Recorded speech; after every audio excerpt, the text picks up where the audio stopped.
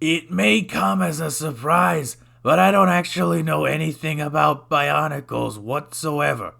But my grandson plays with them sometimes, so I'm just gonna assume they're really, really cool. Thank you, Jeff. Jeff, may I please sit down now? I'm dying.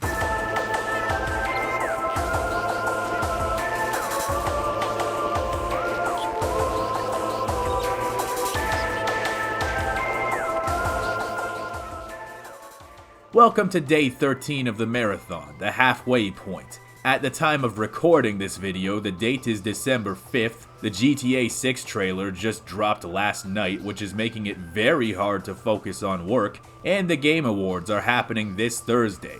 By the time you watch this, they will have already happened. I hope nothing went horribly wrong during that presentation, because that would make this unbelievably awkward.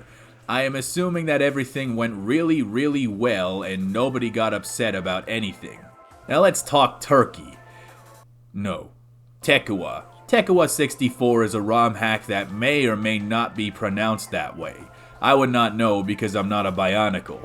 I'm sure I had some Bionicles growing up, but that's about it. That being said, you don't actually need to know anything about Bionicles to get into this game. If anything, the game could probably act as a rudimentary crash course on some basic Bionicles lore. This is one of the ROM hacks that came highly recommended to me, and I've learned to trust your guys' judgment except for the jokers who keep saying H-Doom. Whether you're a fan of Bionicles or not, I think this one deserves your attention. Although people who are familiar with Bionicles will recognize the Bionicle elements, it ends up being more of a thematic backdrop designed to give narrative context to a really good Mario 64 ROM hack. Mario 64 is generally fun enough that creating a narrative context is superfluous, but I think Takua 64 benefits from it. As a ROM hack, it adds to its originality, and like I've said before, the coolest thing about ROM hacks is the clashing and meshing of all the different inspirations. The first thing you'll notice about this game is how good it looks and sounds. The presentation has been completely overhauled in almost every single solitary respect. The visuals are far better than the base game, with textures that actually resemble things. Tons of funky new enemy designs are present, transforming the Mario enemies into other Bionicles that all look distinct from each other. I assume their designs are based on existing characters, and they are surprisingly detailed for a Mario 64 mod. All of the sound effects have been replaced by these super cool robot noises that make me feel like a kid again, kinda like when I played through Armored Core 6. Half the time, the only reason I remember it's Mario 64 running under there is because of the familiar mechanics. And easily the most impressive thing about Takua 64 is how it feels remarkably new and different from Mario 64, despite operating on the exact same foundation. There are no new mechanics whatsoever, so from the standpoint of gameplay, if you played Mario 64, you are almost completely up to speed, except for some incidental moments where some basic speedrun techniques come in handy. In spite of this, the game still feels fresh and not like something I've played 100 times already. There is a surprisingly naturalistic element to the level design that is kind of missing in the original game. The levels feel less like a playground for platforming and more like a fleshed out location that just happens to facilitate fun platforming by its nature. It's more on par with something like Super Mario Sunshine or even Banjo-Tooie. And for some reason that I'll never understand, Banjo thought that he could fly.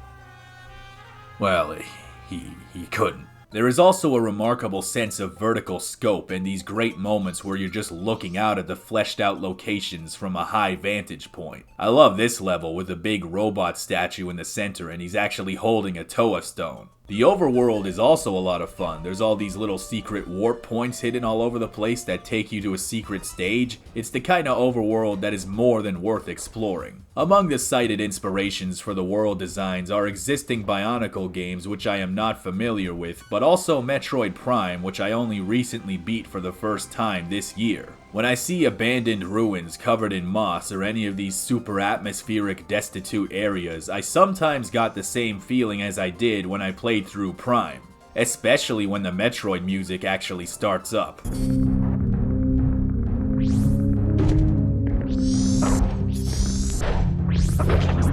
There is a lot of music from all kinds of sources, and if you're a real gamer, you'll recognize a lot of it. In terms of gameplay, Takua 64 is mostly everything I like about 3D platformers. Challenging platforming first, and a great sense of exploration to back it up second. To talk about this game properly, it's important to acknowledge the difficulty level. Many ROM hacks, including the best ones, when they try to be challenging, they often struggle to find the balance between engaging and infuriating. I was warned that Takua 64 was on the more difficult side of the aisle, and when I heard that, I was expecting lava jump stuff and super precise wall jumps where the cameraman is trying to kill you. The first approximate half of this game required me to actually try, but not to the point that I wanted to eat the controller. Up until that vague midpoint, the game is challenging, but without being unbelievably punishing. As you approach the end, however, the game does start expecting a degree of precision and immaculate platforming that can sometimes feel very obtuse, yet still not enough to make me want to stop playing.